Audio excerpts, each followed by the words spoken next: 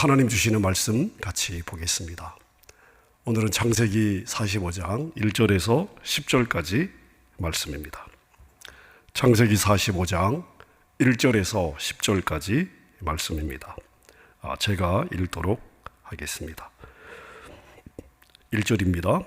요셉이 시종하는 자들 앞에서 그 정을 억제하지 못하여 소리질러 모든 사람을 자기에게서 물러가라 하고 그 형제들에게 자기를 알리니 그때에 그와 함께한 다른 사람이 없었더라. 요셉이 큰 소리로 우니 애굽 사람에게 들리며 바로의 궁중에 들리더라. 요셉이 그 형들에게 이르되 나는 요셉이라. 내 아버지께서 아직 살아계시니까? 형들이 그 앞에서 놀라서 대답하지 못하더라. 요셉이 형들에게 이르되 내게로 가까이 오소서. 그들이 가까이 가니 이르되 나는 당신들의 아우 요셉이니 당신들이 애굽에 판 자라. 당신들이 나를 이곳에 팔았다고 해서 근심하지 마소서. 한탄하지 마소서. 하나님이 생명을 구원하시려고 나를 당신들보다 먼저 보내셨나이다. 이 땅에 2년 동안 흉년이 들었으나 아직 5년은 밭갈이도 못하고 추수도 못할지라. 하나님이 큰 구원으로 당신들의 생명을 보존하고 당신들의 후손을 세상에 두시려고 나를 당신들보다 먼저 보내셨나니 그런즉 나를 이리로 보내니는 당신들이 아니요 하나님이시라. 하나님이 나를 바로에게 아버지로 삼으시고 그 온 집의 주로 삼으시며 애굽 온 땅의 통치자로 삼으셨나이다.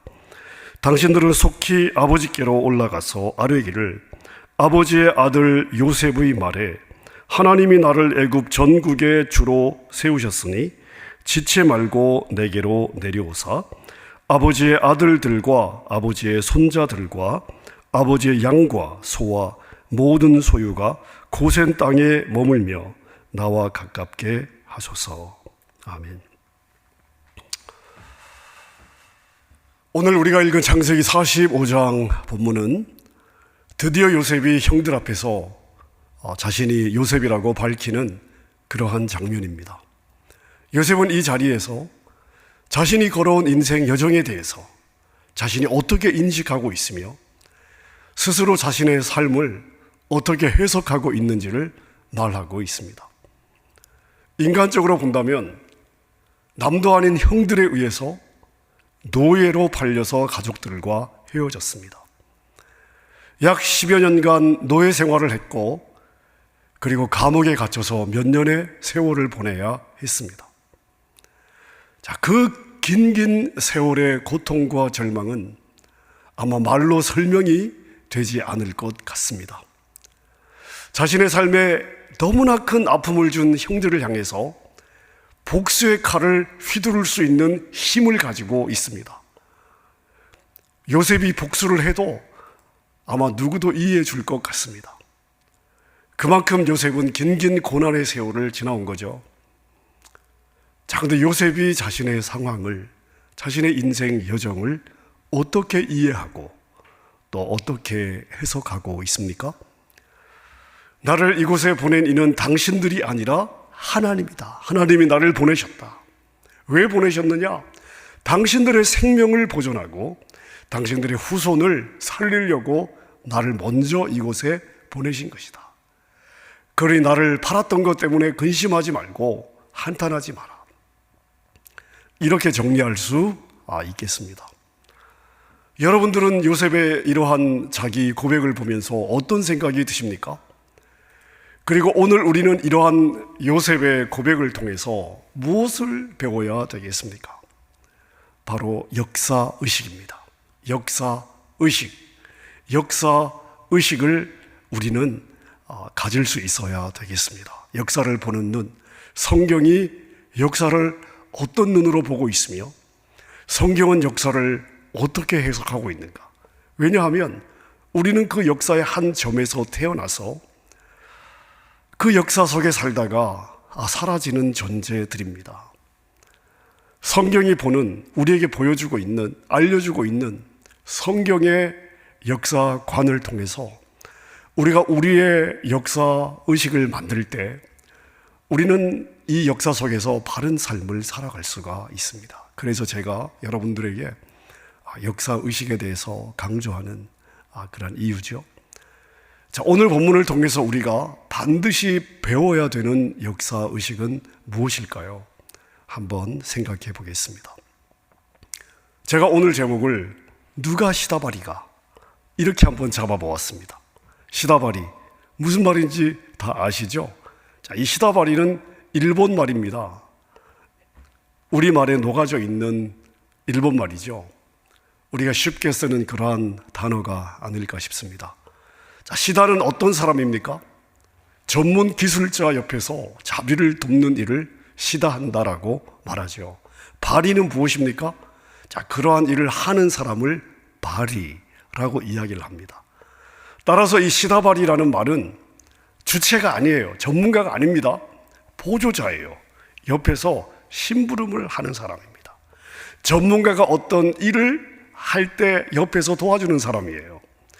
주체가 아닌 보조자로서 주체의 곁에서 그 일을 배우며 주체가 시키는 일을 순종하여 주체가 하고자 하는 일을 성취하도록 돕는 자, 이렇게 정리할 수가 있습니다. 자, 그러니까 시다바리는 주인공이 아니에요. 전문가가 아닙니다. 주체가 아닙니다. 시다바리는 주인공을 돕는 위치에 있는 사람입니다. 자, 그럼 성도와 하나님의 관계를 우리가 어떻게 정리할 수 있겠습니까? 성도와 하나님, 누가 시다바리가? 성도가 하나님의 일에 시다바리입니까? 하나님이 성도의 일에 시다바리입니까? 자, 그래서 제가 제목을 누가 시다바리가?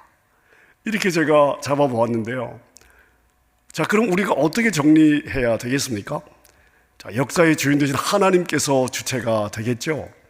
그리고 우리는 하나님이 하고자 하는 일이 되도록 돕는 자들입니다.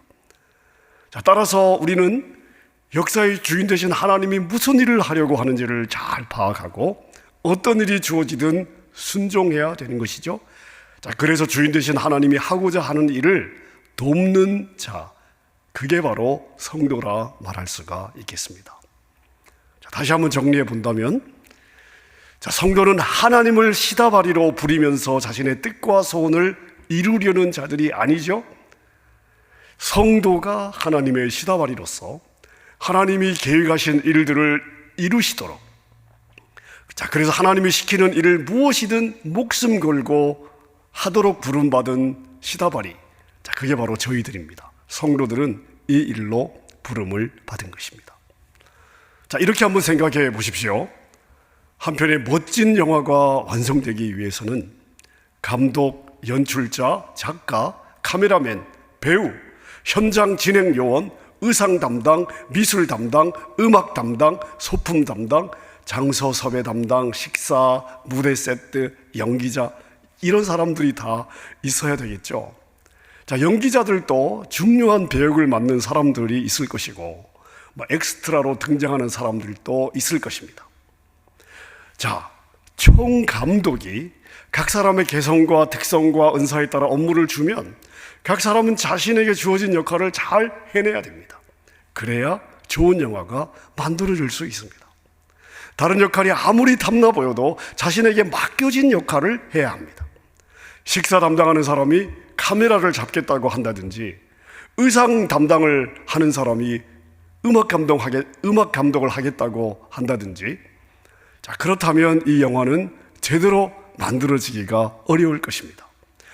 자, 식사를 맡은 사람은 식사를 준비를 해야 되고, 음악을 맡은 사람은 음악을 준비해야 되고, 미술을 맡은 사람은 미술을, 의상을 맡은 사람은 의상을, 그렇게 각자에게 맡겨진 역할에 충실해야 합니다. 그래야 좋은 영화가 만들어지게 될 것입니다. 자, 마찬가지로 우리는 이 역사라는 드라마의 대본을 쓰시고 그 대본을 이 역사 속에서 연출하시는, 실행해 나가시는 하나님의 말씀에 반드시 순종해야 합니다. 감독이신 하나님이 나에게 맡긴 역할이 내 마음에 안 들 수도 있습니다.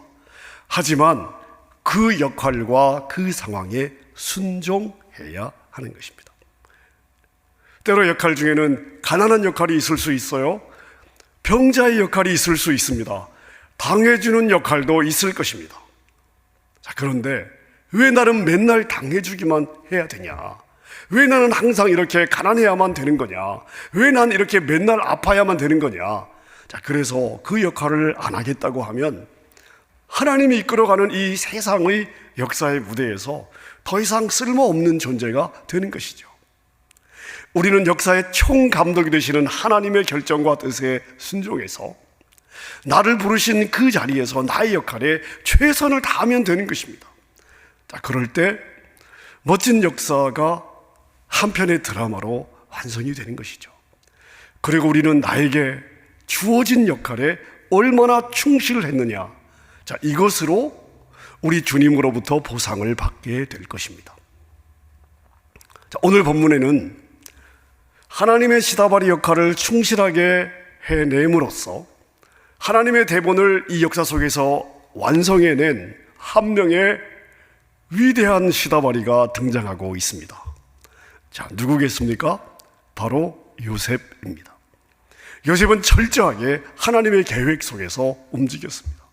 그리고 자신에게 주어진 역할들을 아주 충성스럽게 잘 감당했습니다.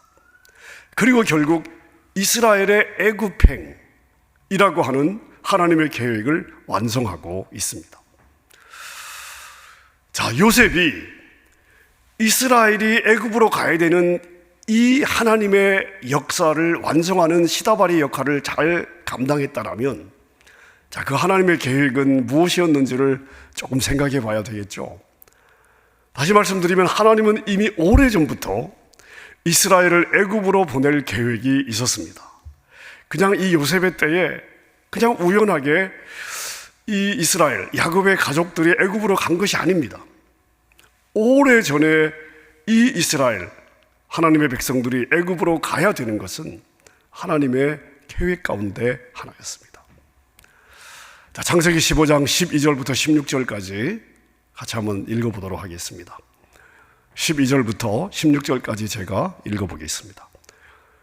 해 질 때에 아브라함에게 깊은 잠이 임하고 큰 흑암과 두려움이 그에게 임하였더니 여호와께서 아브라함에게 이르시되 너는 반드시 알라.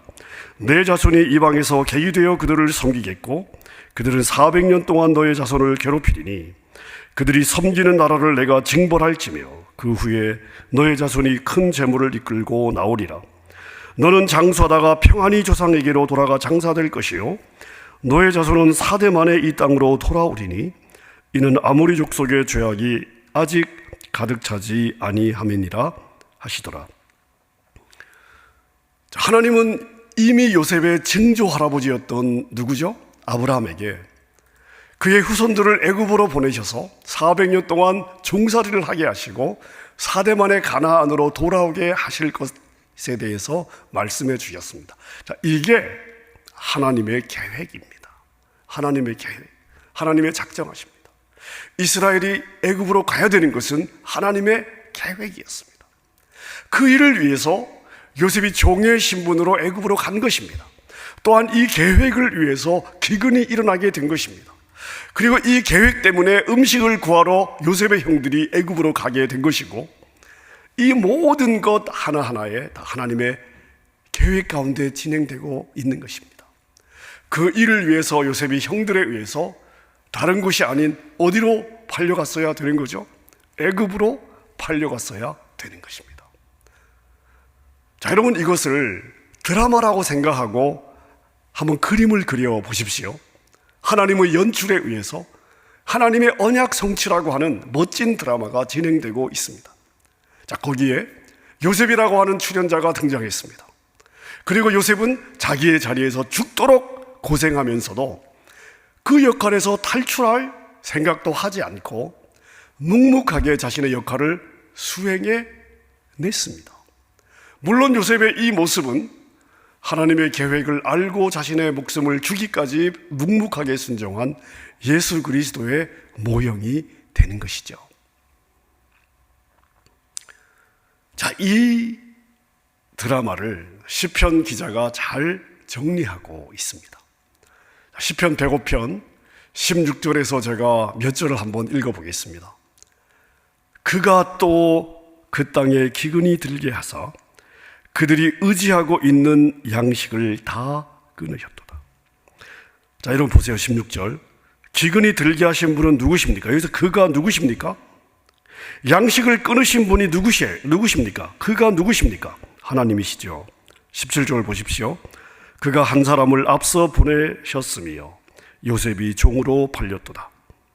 자, 요셉을 종으로 앞서 보내신 분은 누구십니까? 네, 바로 그 하나님이십니다. 자, 보세요. 그의 발은 착고를 차고 그의 몸은 쇠사슬에 매였으니 19절. 그 여호와의 말씀이 응할 때까지라 그의 말씀이 그를 단련하였도다. 누구의 말씀이 요셉을 단련하였습니까? 네, 바로 하나님의 말씀입니다. 여러분, 시편 105편에 너무나 잘 정리가 되어 있지 않습니까? 요셉을 애굽으로 보내신 분도 하나님, 세상에 기근을 주신 분도 하나님, 야곱의 발에 착고를 채우시고 그의 몸을 쇠사슬로 묶으신 분도 간수가 아니라 하나님이시고요, 이스라엘을 애굽으로 보내셔서 애굽 사람의 미움을 받게 하신 분도 하나님이십니다. 그리고 쭉 읽어보면 그들을 애굽에서 건지기 위해서 모세와 아론을 보내신 분도 하나님.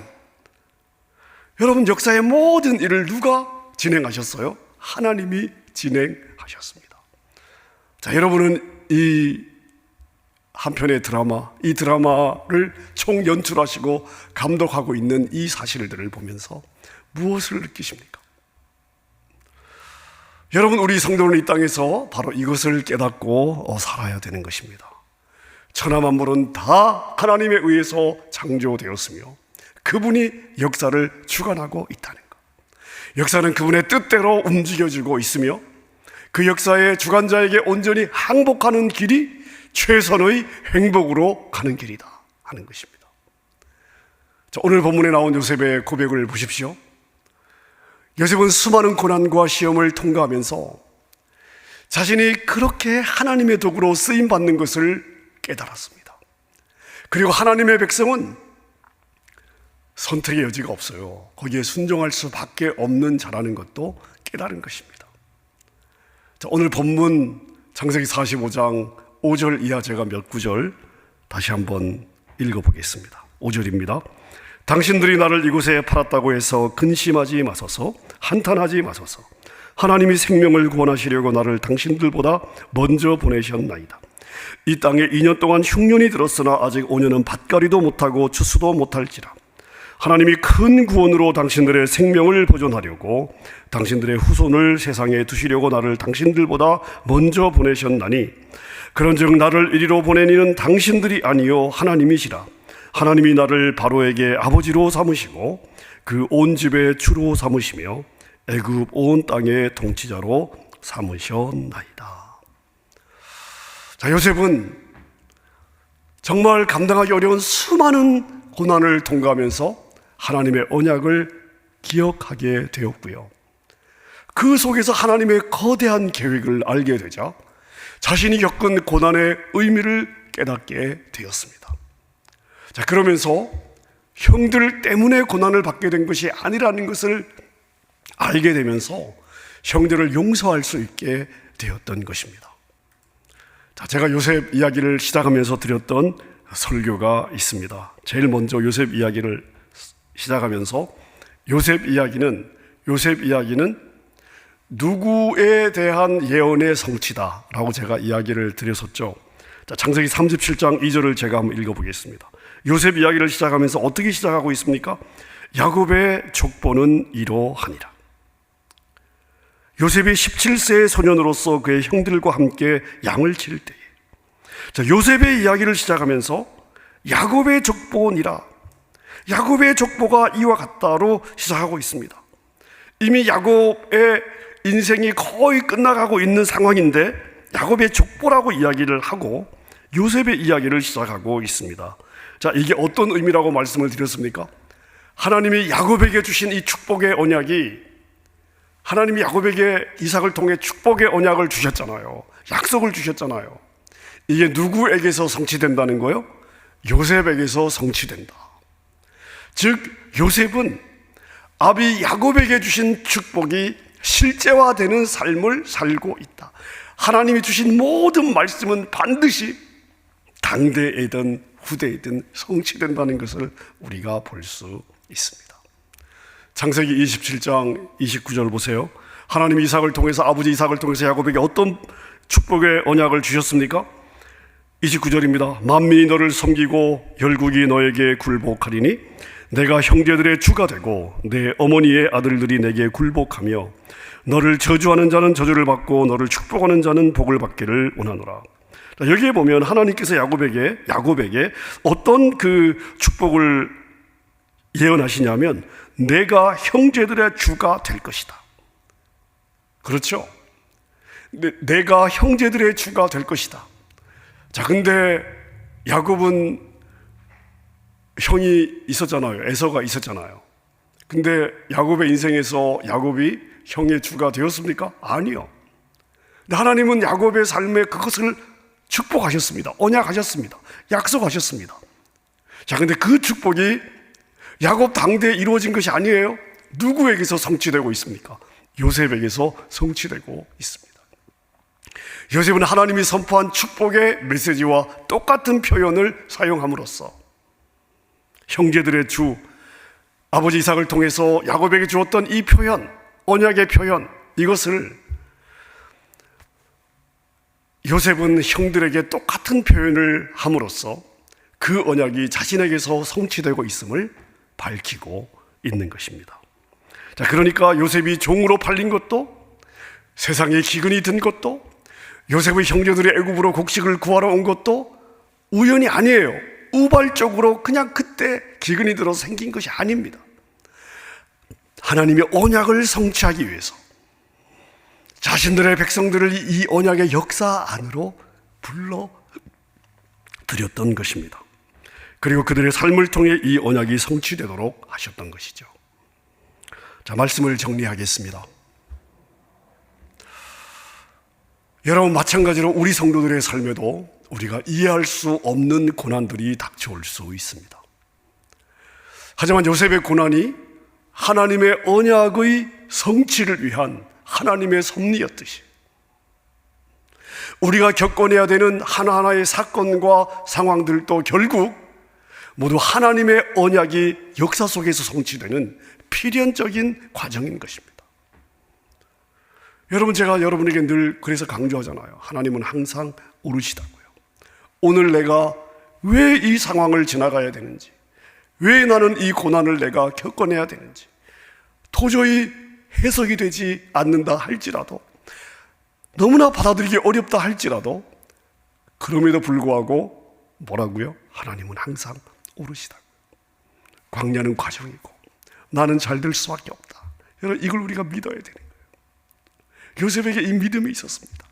이 인식이 있었습니다. 여러분, 이게 바른 역사의식을 가진 성도가 고백할 수 있는, 고백하게 되는, 그냥 고백하게 되는 고백이 되는 것입니다. 요셉을 보십시오. 요셉은 그 과정에서 자신의 역할이 힘들다고 내팽개치지 않았습니다. 여러분, 우리는요, 내 마음에 들지 않는 현실에서 탈출하려는 자들이어서는 안 됩니다. 우리가 진짜 탈출해야 되는 것은, 우린 어디에서 탈출해야 되냐 하면요, 나의 생각, 나의 뜻이라고 하는 자아숭배, 자기 주장, 자아성취의 이 속임에서 탈출해야 되는 거예요. 생각해 보십시오.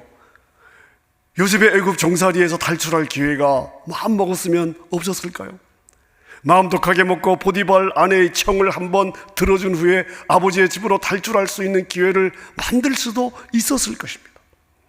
애굽에서 가나안까지는 버스로 6시간 거리예요. 걸어가면 일주일이면 가지 않겠습니까? 자, 그러나 요셉이 탈출을 시도했다는 어떤 이야기도 우리는 찾을 수가 없습니다. 성도는 현실에서 탈출을 하는 자들이 아니에요. 현실에서 도피하려는 자들이 아닙니다. 이 현실을 내 뜻에 맞게 바꾸고야 말겠다 하는 그 자기 주장의 감옥에서 우리는 먼저 탈출해야 됩니다. 마음에 들지 않는 상황 속에서 하나님과 동행하고 있는 그 현실 안에서 나에게 말씀하시는 하나님의 음성을 듣고 그 현실을 내가 감당함으로써 이루어지게 될 하나님의 역사, 하나님의 뜻을 기대하는 삶을 우리는 살아내야 되는 것입니다. 무슨 말이냐면 설사 지금의 상황이 힘들고 어렵고 내 마음에 들지 않는다 할지라도 나의 이 상황과 현실이 하나님의 뜻이 이루어지는데 꼭 필요한 것이라면 내가 감수하겠다는 자세로 살아야 되는 것입니다. 그게 모함이든 감옥이든 종살이든 그 어떤 것이어도 하나님의 뜻이라면 달게 받는 것입니다. 이처럼 성도의 삶은 누구 중심? 내 중심이 아니라 항상 언제나 하나님 중심이어야 되는 것입니다. 역사의 주인은 내가 아니에요. 하나님이십니다. 내가 태어나 살고 있는 역사의 주인은 하나님이십니다. 여러분, 우리는 긴 역사의 한 점으로 왔다가 사라지는 존재들입니다. 여러분, 우리는 이 역사 속에 나의 행복을 위해서 부름받은 자들이 아닙니다. 아담과 하와가 자신들의 행복을 추구하다가 진짜 자신들의 행복을 찾았습니까? 그렇지 않습니다. 우리 성도들은요, 자신의 행복을 위해서 이 땅으로 부름받은 것이 아닙니다. 나는 재림을 향해 이끌어 가시는 하나님의 역사의 한 부분을 이루도록 부름을 받은 거예요. 그 부름받음 속에서 그 부름받은 대로 순종하는 삶이 진짜 행복한 삶이 되는 것입니다. 그게 진짜 행복임을 발견해 가는 것이 바로 성도들의 삶의 여정이라 할 수 있습니다. 여러분, 이것이 바로 우리의 존재의 이유예요. 그래서 우리의 삶의 방향과 목적을 오직 하나님께 맞춰야 되는 것입니다. 여러분의 삶을 통해서 하나님의 아름다운 역사가 완성되는 귀한 성취가 있으시기를 주님의 이름으로 축원합니다.